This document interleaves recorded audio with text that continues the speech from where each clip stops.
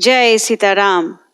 Ramaya Ramabhadraya Ramachandraya Vedase Raghunathaya Nathaya Sitayah Pataye Namaha. Balakand, chapter 68. Dasaratha invited to Mithila. In the previous chapter, we saw how Lord Rama broke the bow of Lord Shiva, and under the advice of sage Visvamitra, King Janaka sent messengers to Ayodhya to inform King Dasaratha of the happy tidings. And we are going to see their reaction in this section. Verse 1. Janakena samadishta dutah ta klanta vahanah tri ratram ushita marge te ayodhyam pravishan purim. Janaka's messengers spent 3 nights on the road and with tired steeds reached the lordly Ayodhya on the 4th. Verse 2. Te raja vachanat gatva raja veshma praveshitah dadrushuhu deva sankasham vridham dashratam nripam. Approaching the royal palace, they spoke to the wardens, "Haste ye and inform your lord and master that the envoys of Janaka await his pleasure." Dasaratha was informed of this at once, and back they conveyed his commands to the messengers. "You are welcome to enter the royal palace, glorious in its magnificence." They did so and soon stood in the presence of the Lord of Koshala, the aged Dasaratha, like unto the angels of light. Verse 3. Baddha Anjali Putah Sarve Duta Vigata Sadvasah Rajanam Prashritam Vakyam Abruvan Madhura Aksharam. With folded palms and restrained selves, the messengers humbly addressed the king in sweet words and calm. Verses 4 and 5. Mithilo Janako Raja sa Agnihotra Puraskritah Muhur Muhur Madhuraya Sneha Sanraktaya Gira Kushalam cha avyayam chaiva sa upadhyaya purohitam Janakaha tvam maharaja prachite sa puraha saram. Our master Janaka, the ruler of Mithila, makes anxious enquiries through us again and again in sweet and friendly terms of thy well-being and peace of heart. Is it well with thee and with thy kinsmen? Is thy heart ever engaged in the welfare of thy subjects? Do the household fires receive due worship at thy hands? Thy priests and teachers, is it all well with them? Does the current of their lives flow on smoothly, and are they ever intent upon the search for truth and upon the proper discharge of their duties of their high office? Are thy people happy and contented as ever? Verse 6. Prishtva kushalam avyagram vaideho mithiladipah kaushika anumate vakyam bhavantam idam abravid. Next, with the permission of the great Visvamitra, he ventures to place before you this request. Verse 7. Purvam pratiknya vidita Virya Shulka mama atmaja Rajanah cha krita amarsha nirvirya vimukhi krita. It is not unknown to thee that I have instituted a trial of valor and skill among the various princes of the earth and mighty warriors. My beloved daughter SIta of divine beauty is a prize of him who wins over the heads of the competitors. Great kings and famous warriors sought her hand and essayed the test I have set for them, but they also turned their back against me. Verse 8. Sa iyam mama sutta rajan Visvamitra puraskritaihi yadrichaya agataihi viraihi nirjita tava putrakaihi.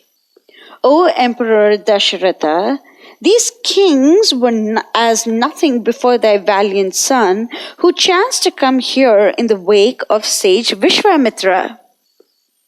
Verse 9. Taccha ratnam dhanur divyam madhye bhagnam mahatmana ramena hi mahabaho mahatyam jana samsadi. Thy godlike boy distanced them unspeakably and carried away the prize of valor from among the midst of countless champions, older in years, renowned kings of the earth, and veterans worn with fight and grown grey in war. In a vast concourse of the assembled multitudes of the earth, princes and peasants, warriors and citizens, saints and sages, thy son, Sri Rama of divine presence, broke in twain the wonderful bow entrusted to me by the Lord Mahadeva. Verse 10. Asmay deya maya SIta Virya Shulka mahatmane pratiknyam tartum ichhami tat anugnatam arhasi. And so I should, as promised, give my daughter SIta in marriage to him as the prize of valor. I entreat thy consent to my request and pray thee to enable me keep my word. Verse 11. So upadhyayo maharaja purohita puraskritaha shigram agaccha bhadram te drashtum arhasi raghava. Deign thou to bless my humble abode with thy presence, along with thy saintly priests and teachers. Tarry not, for thou shouldst of a truth behold thy lordly sons even now. Verse 12. Pratignyam mama rajendra nirvartayatum arhasi putrayoho ubhayoho eva pritim tvam api lapsyase. It behooves thee to gladden a friend's heart, and I doubt not that thou wilt give inexpressible pleasure to thy dear sons. Verse 13. Evam videha adipatihi madhuram vakyam abravit Visvamitra abhyanunyataha shatananda matestitaha. Thus does our Lord and Master, King Janaka of Mithila, speak to thee in accents sweet and wise. Visvamitra sanctions his request and graciously thinks with him. They delivered themselves thus and paused, restrained by lordly presence of the ruler of Ayodhya. Verse 14. Duta vakyam tu tat shrutva raja parma harshitah vasishtam Vamadevam cha mantrinah cha evam abravit. Dasaratha heard the message of his friend and brother king. It sank deep into his heart and gladdened it beyond words. He returned himself to his spiritual guides Vasistha and Vamadeva and to his counselors and said, verse 15. Guptaha kushika putrena kaushalya ananda vardhanaha lakshmanena saha bhratra videheshu vasati aso. Kaushalya's delight and my heart's joy resides at present at the capital of the Videhas, led thereunto by the mighty Visvamitra, who extends over them his envied protection. Verse 16. Drishta viryaha tu kakutsto janakena mahatmana sampradanam sutayaha tu raghave kartum ichhati. Janaka, the great-souled one, has had an opportunity of acquainting himself in person with the might and prowess of Rama, and now he desires to give his daughter in marriage unto Raghava. Verse 17. Yadivo rochate vrittam janakasya mahatmanah purim gacchamahe shighram ma bhut kalasya paryayah. If this proposal seems good and fitting in your eyes, and Janaka is not unknown to you as a royal sage, we should make haste to proceed to his capital, for it becomes us not to delay. Verse 18. Mantrino Badham iti ahu saha sarvai maharishibhi supritaha cha abravit raja shvah yatra iti cha mantrinaha. The sages assembled and the ministers, whose hearts were ever turned towards the interests of their master, expressed their joyful assent and approval. Then Dasaratha gave it out to his ministers that he intended starting the next day. Verse 19.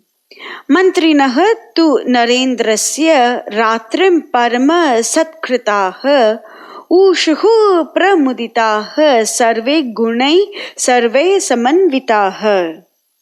Meanwhile, the envoys of Janaka were invited to pass the night there, and with right royal welcome and cheerful talk, the hours passed away. This is the conclusion of Balakand chapter 68. So it is imperative to note few very important things.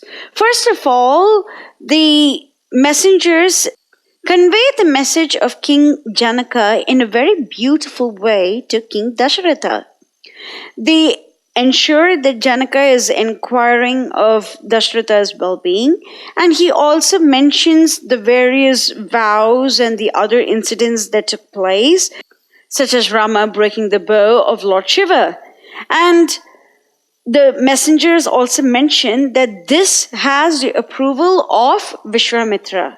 And Dasaratha is also induced to come to Mithila because Rama and Lakshmana are over there with sage Visvamitra.